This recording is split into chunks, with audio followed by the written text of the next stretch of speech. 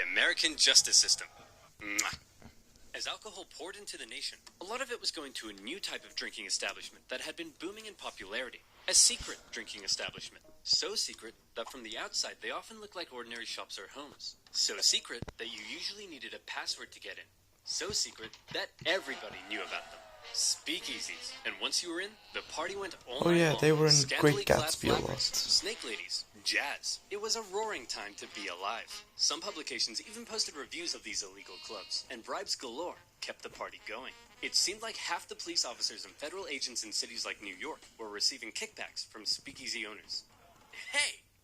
What the Kevin Costner is going on here? Officer O'Hannity, taking bribes. Why am I not surprised? Prohibition Director Simmons? For shame. Mom? What would Dad say? Ask him yourself. Dad would say, quit being such a That was and let twist. Daddy earn his tips. Anytime a speakeasy was shut down by authorities, it seemed like 3 more would just pop up elsewhere. And some neighborhoods were so full of them that one resident began hanging a sign to try to keep partygoers from constantly knocking on her door. It really seemed like the new laws regarding alcohol, in some places, were simply being ignored. And one prohibition agent who traveled the country liked to see which city was the most defiant by timing how long it took for him to be offered a beer after he arrived. His winner? New Orleans, where a cab driver offered him a drink after just 35 seconds. Bravo! Many voices in Congress were already speaking out against prohibition and its failures. To display how ridiculous the whole thing was, one Republican congressman gathered the media to all come and watch him drink a homemade beer. When he asked a passing police officer if he'd like to arrest him, the officer said no.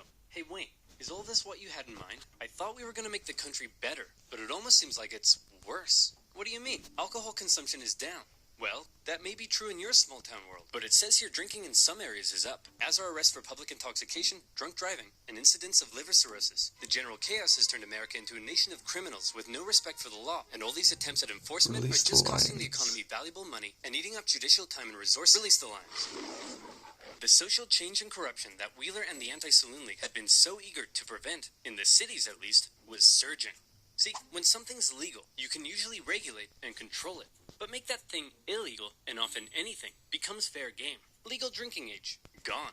Mandatory closing hours for clubs and bars, gone. Other unspoken sociocultural rules surrounding alcohol, gone, gone, gone.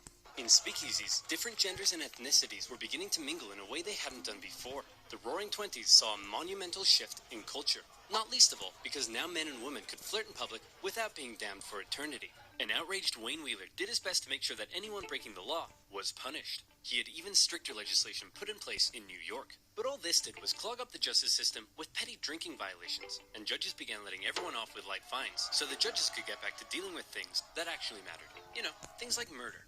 And there was plenty of murder. Because what if you could look the way you feel wherever you go? A cosmic adventure one day? That actually mattered. You know, things like murder.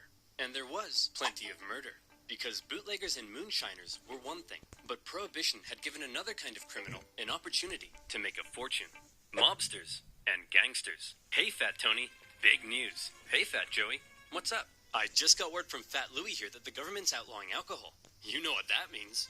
That means we're gonna be rich. Quick, call Fat Polly and let's go hijack a liquor truck now. All right. Hang on, let me tell my wife first. Hey, Fat Susan! No pizza for Fat Joey tonight, capiche? Stop calling me Fat Susan! Come on! Rival gangs began to battle in America's cities, raiding each other's transports, assassinating rivals, and trying to take control of their city's illicit booze trade. Every city had its top dog. Detroit had the Purple Gang. New England had Charles King Solomon. But no city was as infamous for gang violence and murder as Chicago. The city had multiple gang factions, and at first, they agreed to stay in their own neighborhoods. But the thing about criminals is that they're criminals, and the agreements inevitably broke down. One day, the leader of the Italian Southside gang was walking along the street when this happened. And he was like, you know, I think I'm done with this, and left for New York, leaving his crime empire to his chief enforcer, none other than Al Capone. Having been knifed in the face in his younger years, Capone earned himself the name Scarface. Although interestingly, he hated that nickname and preferred to be called Snorky. Snorky was ruthless, just like any other gang leader in America. But what set him apart from others, the reason he's become synonymous with 1920s gang warfare, is this. Most other gang leaders would try to keep a low profile because, you know, they're killing and murdering and stuff. But Capone lived for the fame and kept an extremely high public profile. frequently speaking with the media about his exploits and presenting himself as a gracious host, providing Chicago with good times. No need to thank me, fellas. I just provide the city with a valuable commodity while doing away with the competition. You mean you murder people? Whoa, who said anything about murder? I just, force my rivals underground. When you do the thing with the hands, it seems like you're talking about murder. Whoa, look at you with the brains. No, I just help people retire from life. So murder. Whoa! Al Snorky Capone was somewhat of an enigma, brutal in how he dealt with enemies. But in front of the camera, he was all smiles. One day, he'd be ordering hit after hit. The next, he'd be signing autographs in Wrigley Field. One day, he'd be bludgeoning members of his own gang with a baseball bat for conspiring against him. The next, Like he'd be Al playing Capone Santa in a in, nearby parochial I mean, school. Virginia And no murder could ever be was the traced film. back to him. Just like every other criminal, he stuffed the pockets of city officials with cold, hard cash. And any who did try to oppose him sometimes found themselves being thrown down the steps of City Hall in broad daylight. Problem solved. The public couldn't get enough of Capone. He quickly became a household name as people romanticized the gang life he lived. And this became a source of concern for the people at the very top. President Hoover? Ugh, what is it now, Miles? I'm busy. Well, it's just that there's a lot of crime, sir. Crime? How long's that been happening? Well, since the dawn of man, sir. What? Would you like me to blame it on the Democrats again? No, Miles, I want you to blame it on squirrels. Yes, the Democrats! Now stop wasting my time! Since having a crime lord controlling public officials and winning the hearts of the people probably wasn't a good thing, Hoover personally ordered that something be done about this Capone fellow. But before he knew it, President Hoover was also dealing with another major problem. You know him. You love him. Woman. The Prohibition era had been going on for nearly a decade, and anyone with a brain could see that it really wasn't going very well.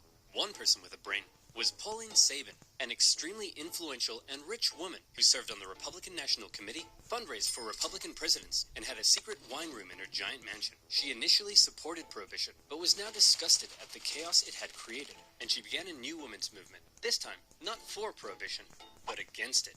Being the extremely influential woman she was, her new organization gained nearly 1.5 million members within 2 years, 5 times that of the Women's Christian Temperance Union.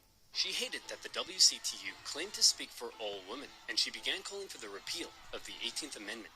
President Hoover, I helped fund your campaign, and now I want you to end Prohibition. Miles, what is it I say when I'm not going to do anything? You'll look into it, sir. Oh yeah, that's right. Pauline? I'll look into it. Sabin gave speeches on the steps of Congress and helped start a growing push among the American people against Prohibition. But Hoover, a prohibitionist himself, wasn't budging. Then, on the 14th of February 1929, something happened that shocked the nation. Men, thought to be working for Al Capone, tricked some Irish mobsters into meeting them at a garage in Chicago, thinking they were there to purchase hijacked whiskey. Instead, the mobsters were lined up against the wall by men dressed as police, and they were shot. The Valentine's Day Massacre had people outraged. It was cruel, and almost felt like American mobsters had finally crossed a line. People were sick of the violence, and in part, they blamed Prohibition for helping to create it. The pressure on Hoover to do something was steadily increasing. Fine. Miles, I want you to put a report together to see if this whole thing is working. You mean the thing where mobsters are becoming increasingly powerful and massacring each other in the streets and everyone is disregarding the law and half our public officials are corrupt and taking bribes? That thing? Yeah, I want to know if it's working or not, Miles. Stop wasting my time. Hoover continued to drag his feet on Prohibition, but after the Valentine's Day Massacre, he was still determined to do one thing. He wanted Al Capone in prison. Since Capone had been so careful, the FBI were having a hard time charging him with anything, but eventually, they got him. Capone, we know you're supplying Chicago with alcohol and you've been involved in countless murders. Whoa, look at you with the crazy talk. I ain't done none of that stuff. But you're rich, right? You're damn right I am. And so where'd all the money come from, Capone? All right, I'll let you in on a little secret, but you gotta promise not to tell anyone, okay? I don't pay my taxes. Whoa! For all of his murdering, the IRS finally got Capone on tax evasion. At his trial, he didn't seem too concerned, though, and spent most of his time having a laugh with his lawyers. Hey, Capone, I gotta know, why are you so confident you're gonna win here? Well, Your Honor, because I'm an honest man with a big heart who's passionate about working for the good of the people. And also because I threatened the entire jury's families. Luckily, at the last minute, the judge replaced the entire jury pool with a new one that Capone's men hadn't yet got to, and Capone was found guilty. He was sentenced to 11 years in federal prison, the harshest penalty ever given to a tax evader. But even with Capone locked away, the violence in Chicago and other cities continued, and in response, the movement against Prohibition continued to grow. And the final nail in Prohibition's coffin came in 1929. After a decade of booming economic growth under 3 Republican presidents, the stock market plummeted, and America was thrown into the grips of the Great Depression. It was an awful time. 1 out of every 5 workers, 15 million people, would lose their jobs. Half the nation's banks failed.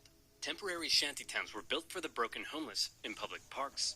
Suddenly, very few people had time to care about prohibition. Expensive enforcement of an unenforceable law didn't seem like that big of a priority when people were having their homes repossessed and losing their life savings. And many began to argue that repealing prohibition would create vital jobs and tax revenue for the government. Yet President Hoover doubled down. Here's that report you asked for, sir. Gimme. Prohibition is great. Fantastic news. Sir, it says here prohibition is great at undermining the rule of law in America. Miles, it says the word great. That means good.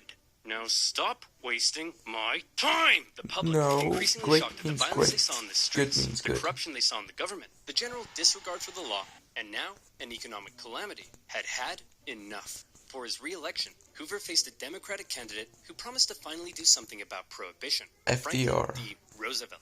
Crowds cheered as FDR made his campaign speeches promising to modify the Volstead Act, and Pauline Sabin, a lifelong Republican, along with her 1.5 million supporters, endorsed Roosevelt. And on Election Day, it was a landslide. Before FDR had even taken office, Republicans in Congress began the process of passing the 21st Amendment to repeal prohibition. One of FDR's first acts as president was to pass the Beer Permit Act, which made beer legal while the new amendment was being ratified. In 1933, with the passage of the 21st Amendment, prohibition was finally over, and the people celebrated like they'd just won a world war. Bars and taverns were packed. The WCTU were inconsolable. Wayne Wheeler was dead, and the celebration, particularly in America's cities, was intense. Heading into the mid-1930s, the effects of prohibition were clear to see.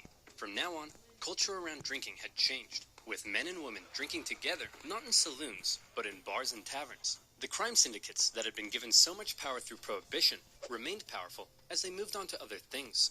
Some states opted to remain dry, with Oklahoma only repealing its prohibition laws in 1959.